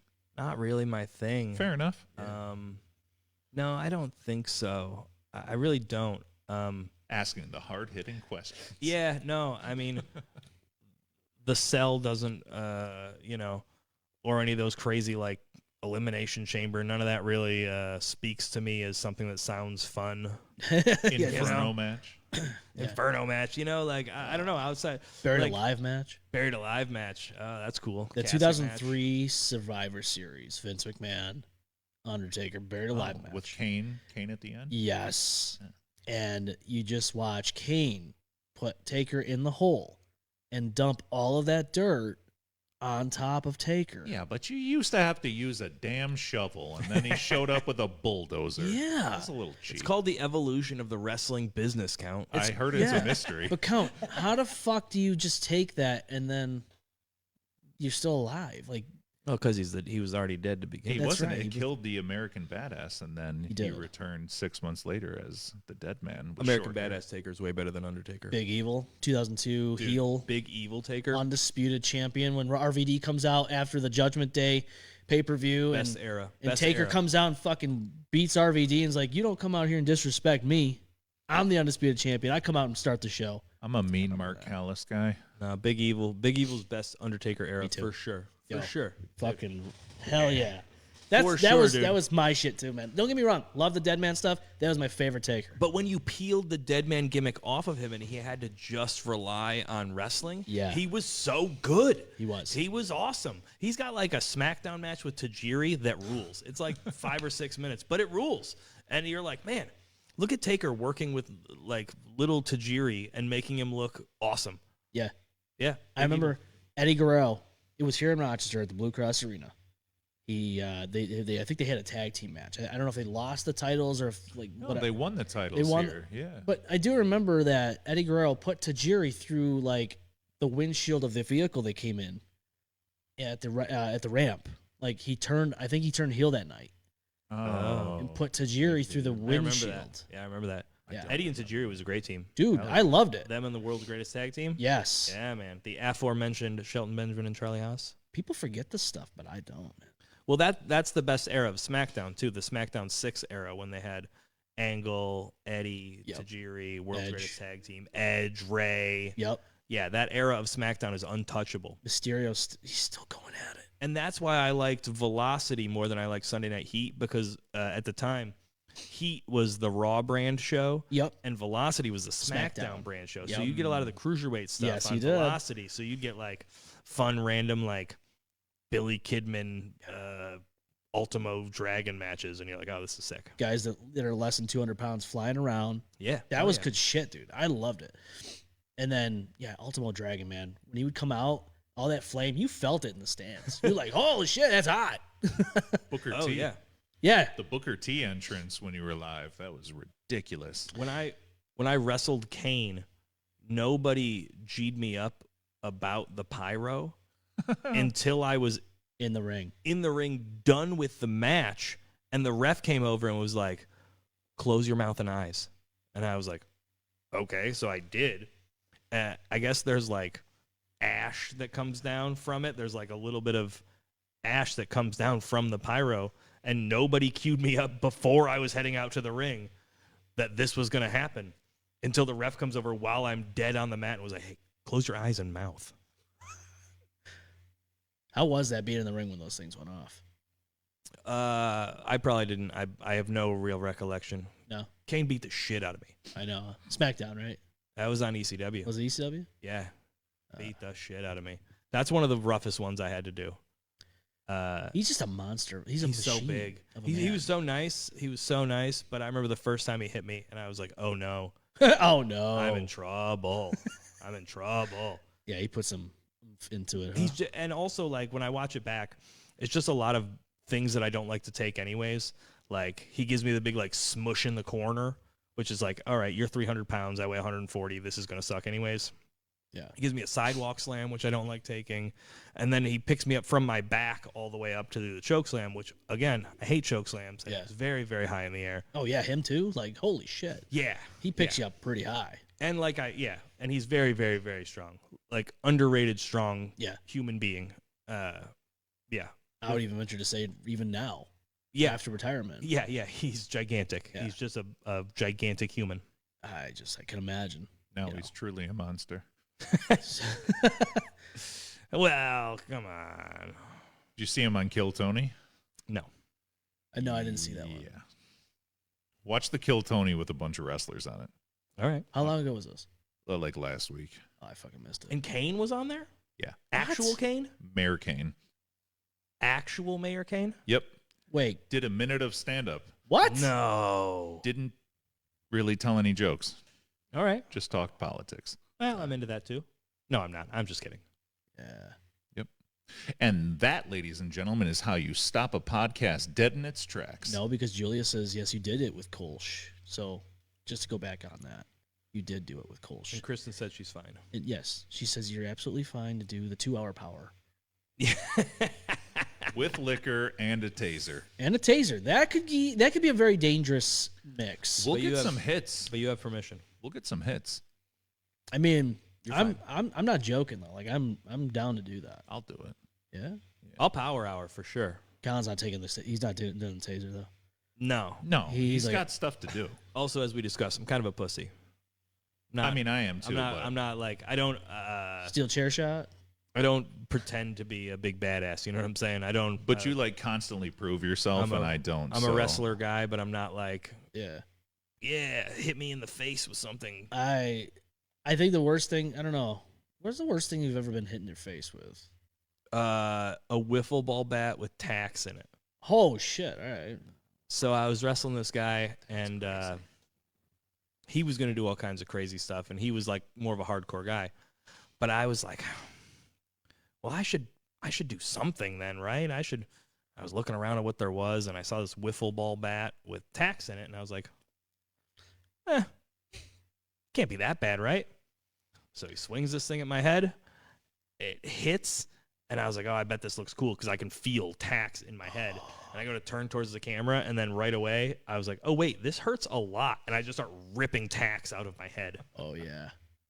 Is that the only thumbtack spot you've ever taken? Yes. And for the record, these deathmatch people will tell you that thumbtacks don't hurt that bad. They're liars. They're liars. But also people are like, well, you took them to your head like a dummy. If you like just fell in them, that's actually not that bad. And I was like, I'm not buying what you're selling, and I'm not doing it. Yeah, I've always thought like landing on your back in a bed of thumbtacks, that No. must be horrendous. Yeah, I remember back in the day, like kids in like middle school, high school, like, oh, yeah, it's not really tacks. It's got like glue on it. It just sticks to them. Like that's bullshit. They're bleeding. Go talk to holes. We'll talk to Mick Foley. Yeah, I watched it, dude. I saw him when he did stand-up comedy in the town of Webster like 10, 15, no, about 10, 12 years ago. Yeah. We I was were there. Oh, you were there? I missed the night Edge came, though. I was there with Ed. Oh, shit, man. I wanted to go that night, but we ended up going Saturday night. And At the time, Edge was living in Syracuse. what? And me and him, I ran into him somewhere, and so because he was in Syracuse, we were texting back and forth a little bit, and we were talking about stand-up comedy stuff because he was going to try to come to Rochester for something, and it didn't line up. And then he texted me like the week of the Mick Foley thing and was like, "Hey, are you going to this Mick Foley thing?" I was like, I don't know, I might." And he was like, I think I'm going to pop in. You should come with me. And I was like, all right, let's do it. Man, I wish I was there. I would have loved to see Edge, dude. Big surprise. Yeah, I it was fun. love Edge. Dude, I'm going to be honest, I love all these wrestlers. There's not one of them that stands out where I'm like, yeah, I didn't really care. No, they're all of them. They're just great. They put on such a... Edge's, I went to a Yankees game with Edge. How was that? It was good. It was like, there was a whole group of us, Dreamer, Jimmy Yang, Brian Kendrick, just a big group of us. But Edge is a guy who can't walk 2 feet without having to take a picture or sign an autograph. And it's a life that you hear about it, but then you see it in action where this guy literally can't walk more than 2 feet without somebody wanting an autograph or a picture. It's like, man, that's a lot. That's a lot to take in. And he lived it every day and was gracious with everybody, took a picture, signed an autograph for every human being who wanted one. I was like, man, this guy can't even just go to the mall, Like, no. Speaking of, before I get into that, my next thing about that, because you actually brought up something that I want to talk about. Kristen says, I feel like a Supernatural episode with Count's wife and Colin's wife would be amazing. Yeah. What do you think? I'm sure it would be. It means that our wives currently have this on somewhere in a corner while they are watching Supernatural. That's what it means. Well, so his other podcast is all conspiracies and spooky, Paranormal, supernatural, spooky, weird, strange, paranormal bizarre stuff. And I literally just assumed that my wife was watching Supernatural. they do both love Supernatural and watch it together. I will say that's what we do the episodes up at the Strange Saloon. Fits, right? Okay. So we just started it. We were only 2 episodes into that one. This is episode 272 of this podcast. So. 272. 272. Let's go. Well, 1738. Oh, wait, no. Fetty Wap's not here. I'm sorry. Broke out. She was busting my balls because she's like, you should do the paranormal podcast. And I'm like, yeah, I'd just be sitting there being a dick and ruining everybody's good time because I'm just a skeptic, And she's like, tell him I want to be on there. Listen, and I get you. And I would be the same had I not witnessed at the age of like 5 or 6 a headless guy walking around in my parents' house in Ontario in the mirror with a blue windbreaker, walking back and forth. I And- believe you, but Well, you were in Ontario. Yeah. So I mean, I don't know. It's just kind of weird, right? yeah, I would definitely be a skeptic. However, I'm skeptical on the places I visit and investigate. If I do, sure. I'm also skeptical on if it's the afterlife you're dealing with, or if you're dealing with somebody in like a parallel universe. I just also think that humans are so complex and crazy that, like, I've hallucinated before. People can hallucinate, and people are crazy. And But if I'm hallucinating as a 5-year-old, wouldn't it be like a purple dinosaur or something like that? maybe, but maybe not. Not a headless guy with like no head. I'm not even saying that that's necessarily the case. I'm just saying that I got you. I'm such a skeptic that I also would switch sides immediately if I saw anything and I was like, that was real, and no one can tell me it wasn't, you know? I don't want to be on your supernatural podcast. Let me just turn this podcast into the supernatural podcast real quick. Yeah, right. and kill this exactly. guy next to me. Damn. Dark humor at its finest. Yeah, but go check out Strange Loon. We got more podcast episodes coming up. There's a few of them that I have to edit. Life's been nuts, and I just want to apologize that I haven't really been active on the page lately or anything like that because life's just been nuts. I'm getting allergies or whatever I had. I don't know. It was horrible, but just a lot of things going on behind the scenes. But speaking of what you were saying about fans signing autographs and all that stuff, like I know a lot of this stuff gets crazy. You see it all the time at airports and hotels. I mean, we just had an incident last weekend, WrestleMania weekend, where a guy was, I believe, filming Bailey and AJ Lee having a moment in the hotel in Vegas. And CM Punk slaps this cell phone out of this guy's hand. What's your thoughts on that one? Good. Agreed. Yeah, Rightfully so. I don't. I mean, yeah, fans. I don't know. They feel like they're entitled to this, and it's like I don't know, man. Like, There's a real thin line.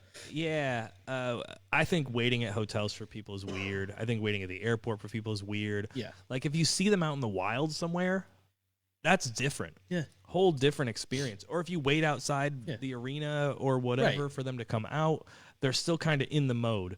But like if they're out eating with their family, like leave them alone. Yeah. If they're, I don't know, getting to their hotel, like the last thing they want to do is sign a bunch of autographs. Yeah.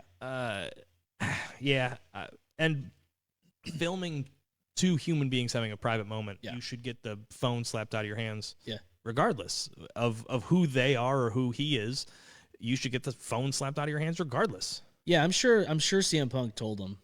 I'm sure he talked to him before the video was even. Well, I think the recorded. girls told him to, like, back That's what I'm up or saying. get Like, away. there was but- words obviously happening Yeah. before that. It didn't just happen right away. No, I've seen. Have you seen the video? The video that he filmed. Have you seen from his perspective? I did not see it myself. I've heard about Okay, it. Though. you see the girls kind of being like, Yeah. Back up. basically back up, Like, get read the away- room, dude. get away Right. from me. Yeah. And he's just like in there with his phone. It's like, dude, Get out of here. you deserve to have your phone smashed. And then the thing comes out, well, he's not going to press charges. He just wants an apology. Shut up. Fuck off. You're not right. owed an apology. You're not Dude. owed anything. That's the other part. The Yeah. weird entitlement, like you're owed something here. Like, get out of here, dude. I'm a CM Punk fan, and I don't know him personally, but you have people on the internet always talking shit. You know how it is, dude. I mean, as somebody who creates stuff, and people have insinuated that, oh, you're just using this platform or whatever to make money. Like, oh yeah, I make lots of money on here. You know how much money I Right. make per episode? $0 fucking dollars. Yeah, sure. And if I you spend do- time away from my family to do these episodes and get paid nothing. However, people still talk shit. They say the same thing about CM Punk. For instance, there was one time I guess he was getting like, dental work done, and somebody wanted like an autograph, like while he's getting it fucking done, literally getting a root canal or whatever, and insane. and they're like, "This fucking guy's a dick." It's like, no, you're the dick. And if you do make money, they throw you at the I pay your salary. I bought your house, that outta kind of here. thing. I will say that if you are a fan and you do encounter people, you can also just have a human interaction with them. Yeah. And just talk to them. Like, there's a time and a place to pull your phone out. There's a time and a place to get autographs. And, like, I'm a fan. I encounter people in the wild. And if I talk to them and I interact with them, just be normal and just talk. Dude. Pulling your phone out at a restaurant or an airport or a hotel is weird. But, if you see someone and you talk to them, like, they're probably still going to be annoyed that you talk to them. Read the room and have a genuine human interaction. Yeah. And then if they're cool, sure, take a picture. But, like, don't just walk up to somebody with your phone and assume that, like, oh, you're a public figure and I'm a fan, so therefore you owe me. Like, I hate that. That's such an insane mind state to And have. CM Punk ain't the one either, because like Right. even people who are friends with Punk will tell you that he's kind of a dick. Right. Like that used to be the thing. Like everybody had the first time I met CM Punk, he was an asshole to me. That was like a running gag, because it's just kind of how he is. He's a little, little off-putting. He's a little curmudgeon-y. I think that's why which is fine. I think that's why I was always a fan of his, just because I'm sorry, but he just tells you how it is, and that's kind of where I'm at. We hate him. He's him. He's unapologetically He's authentic. him, and that's what do I always preach it on the show? Authenticity. 100%. That's what I'm saying. Like, that's why I was always drawn to him. Yeah. Undertaker, for instance, same thing. Like, the guy just one of my all-time favorites. Undertaker will never let you see him as anything but the coolest guy in the room. Yeah. He won't let himself look embarrassed. He won't let himself look silly. He's always that. Yep. He's him. But like this whole thing with the cell phone, there was a radio show that talked about it this week. I'm not gonna mention names, but they were just calling him a dick. Oh, he's a douche, and I'm like, you guys don't fucking know the situation. You're just watching the video just like everybody else. Sure. You Also, put your input in on it. Remove the celebrity part of it. There is Thank some you. random weird man Thank with you. his cell phone out filming this man's wife. Yep. 100%. I would smack that cell phone so fast. Same Are you thing. kidding me? What Same are you thing. talking Right. about? And her best friend. Like, Right. Yeah. Who are clearly not having it and are clearly waving this guy off, being like, get away from me. Like, hey, leave us alone. Yeah. Like, stop. I don't know. Like, People have this weird, like you said, they have this weird mentality like, you owe me this. You don't know shit. It's entitlement. You're not owed shit, okay? These airport dealings, like you have Rhea Ripley and all that stuff. Going in airports, people are fucking going up to her, trying to get like all these autographs. I want to get an autograph so I can sell it on eBay because I'm fucking poor. That's another That's thing. stupid. It's crazy enough to walk up and be like, sign my one autograph, but then to be like, sign my 20 autographs? Right, what are you doing? That's madness, You dude. look crazy. You are crazy. Yeah. Just people, and it's funny because like you mentioned Brody Lee earlier, and my family and I went to a restaurant in Webster. We lived in Webster, okay, and I lived like 7 minutes away from him. Brody Lee lived in Webster. yep. We go to this restaurant, and everyone's like, "Oh my God, Luke Harper's here," because he was Luke Harper at the time. And I'm like, "Do you want to go see him?" I'm like, just leave the guy alone. Like, I'm just like, I get it, but he's a human being, and I know myself. Like, if it was me, I wouldn't like people going up to me when I'm eating dinner. Right. So like, he gets up, he leaves the restaurant, and he's in a good mood, and everyone's like, "Oh, you want to go see him?" I'm like, leave the guy alone. But we got up anyways because everyone was already surrounding him. Most genuine dude I ever. Sure. I could tell you, like you know him personally. Yeah. It was one of the best experiences I've ever had, and we took a picture. I have the picture somewhere, but we had the picture. It was me standing next to him, my nieces, my one sister, and I'll never forget it. Like, just that moment, I'm like, that was one of the most like down to earth moments I ever had an interaction with, with somebody who I've watched on TV. Sure.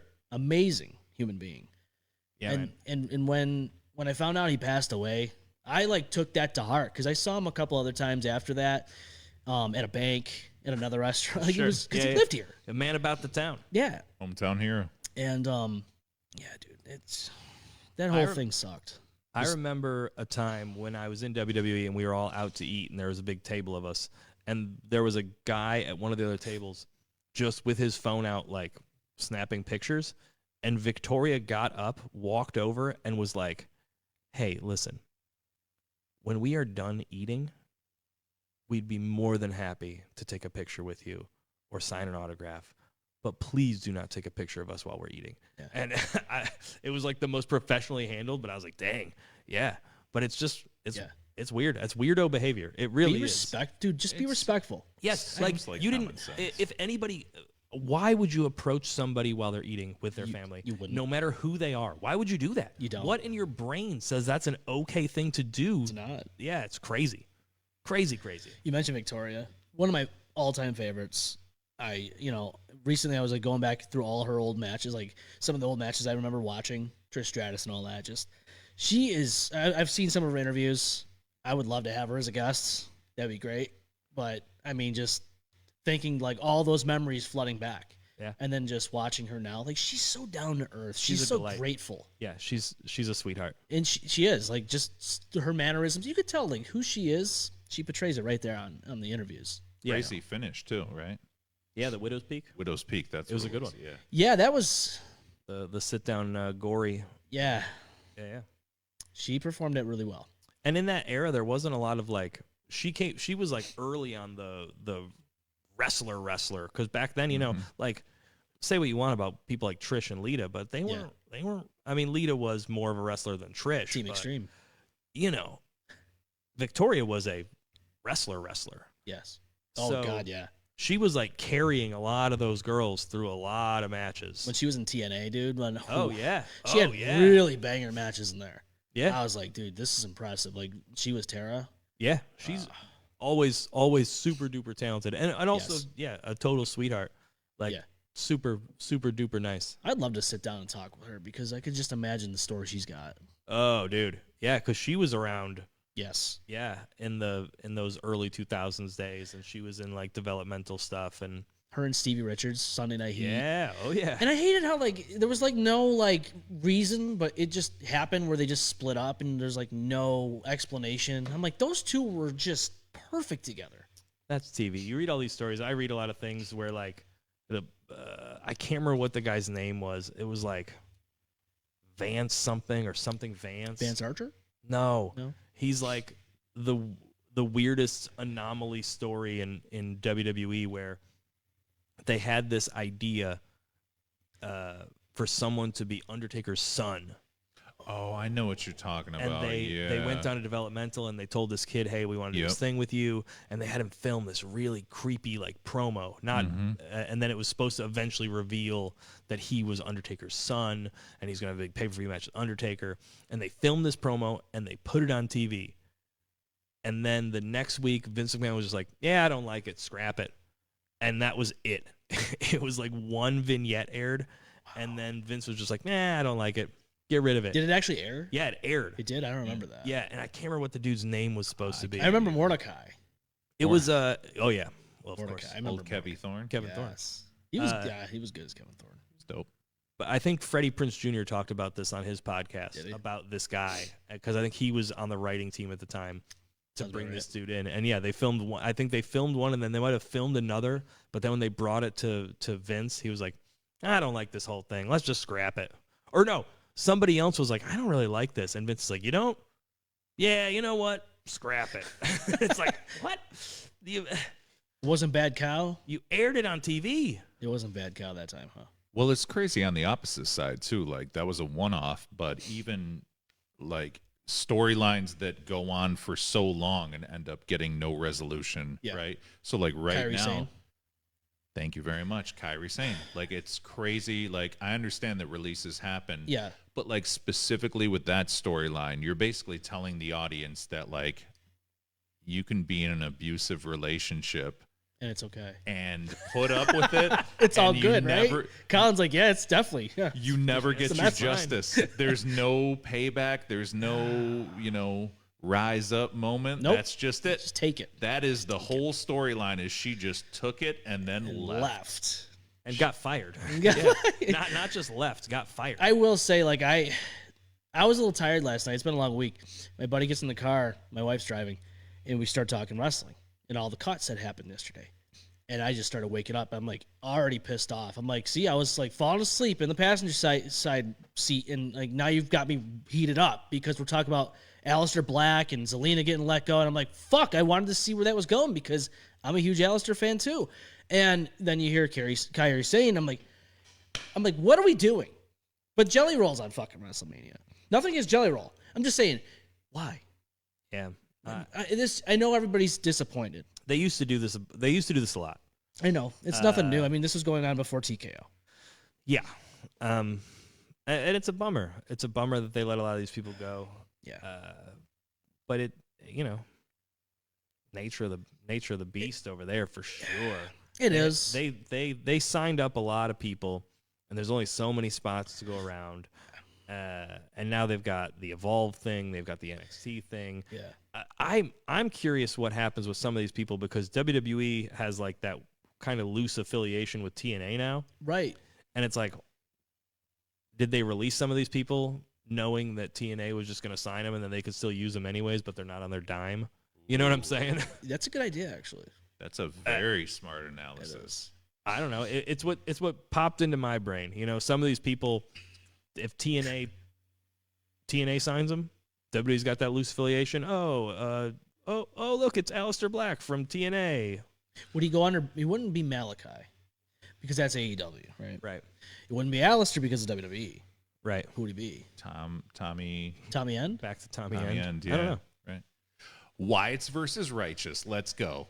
Yeah, but Bray Wyatt, man. I mean, maybe, right? I don't know. I could see it happening. I don't really know what they're. No, deal that's is a with very TNA. smart assessment. Yeah. Yeah.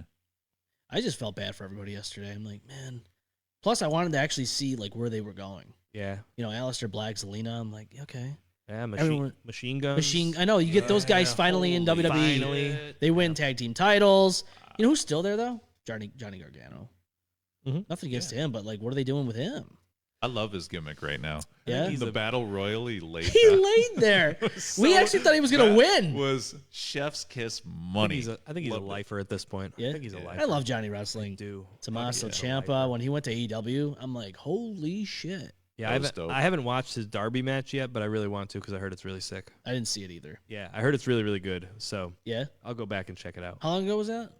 Last week, I think. last I think they had it was for the title, and Darby just won it recently. Was it Dynamite? Or was it Collision? So, I don't know. Fuck. They're I'll both have to on. look. They're both on HBO Max. Yeah, so, you can always pull it up. Yeah.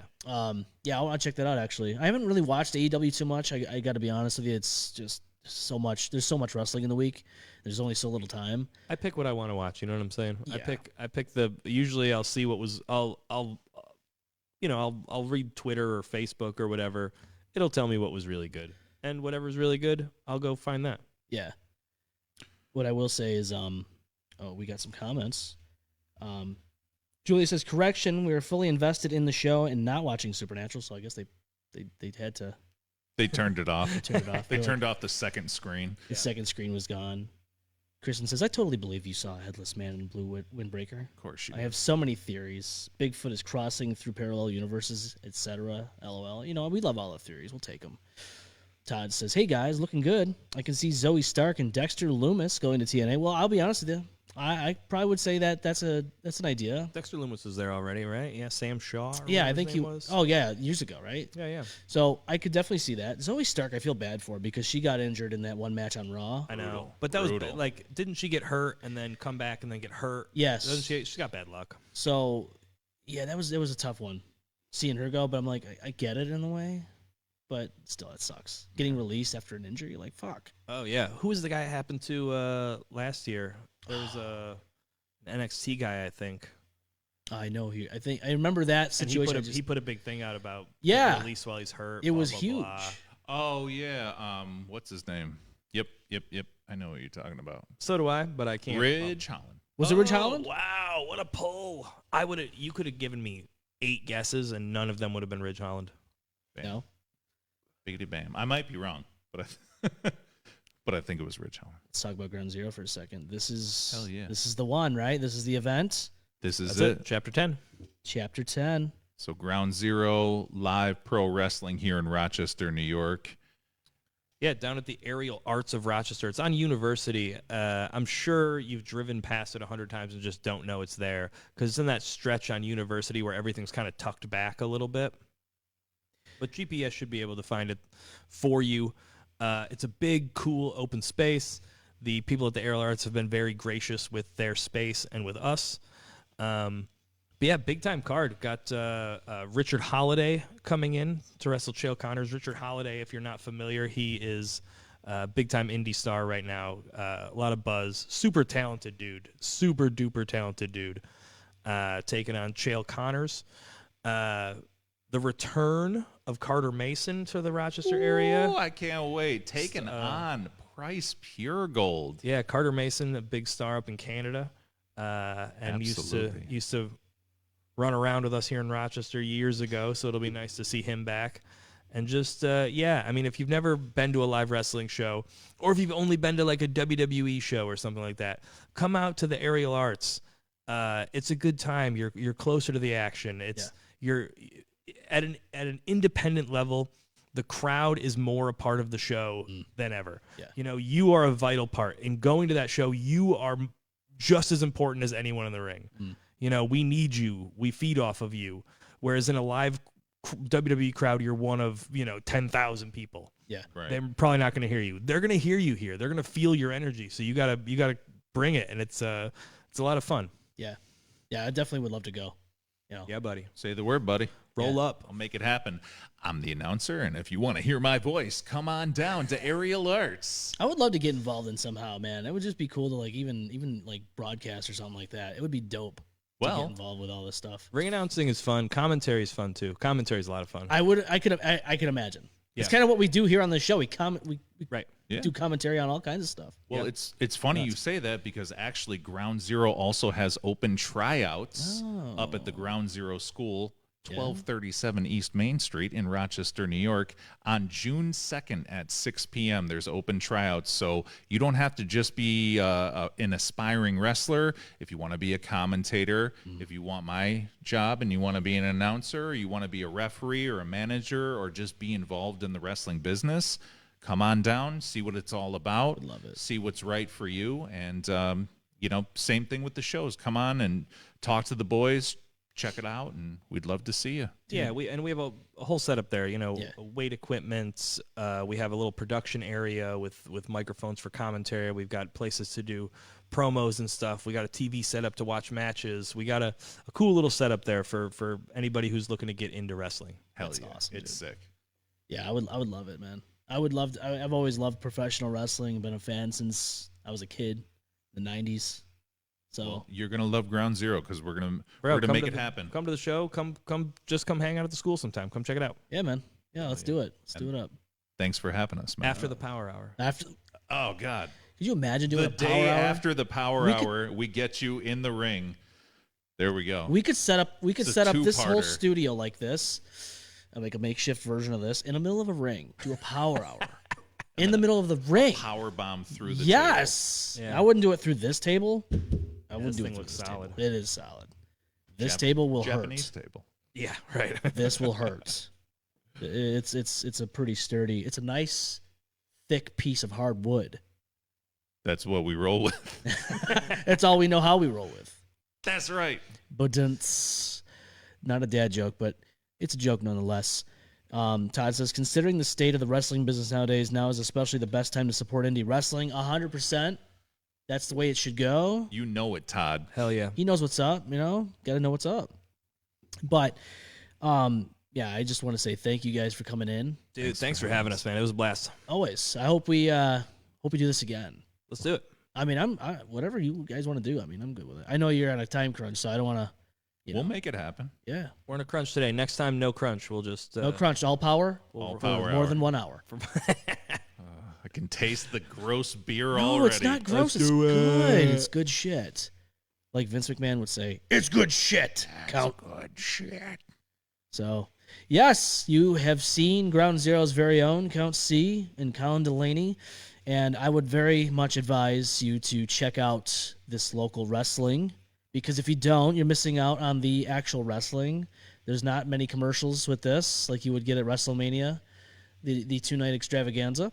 But you can do everything here professional wrestling-wise at Ground Zero, because Ground Zero is where it's at. That's Hell right. yeah, brother. Here, where we get rock hard in the ROC. I'm your host, the M-Balm. This is Kount C and Colin Delaney, and this show is the M-Balm Effect. I hope everyone has a great rest of your weekend. Talk to y'all soon. Later, taters. Well, there goes the neighborhood. It's a good thing no one got seriously hurt. Oh my god! Whoops, spoke too soon. Don't get too wrecked. See you on the next one.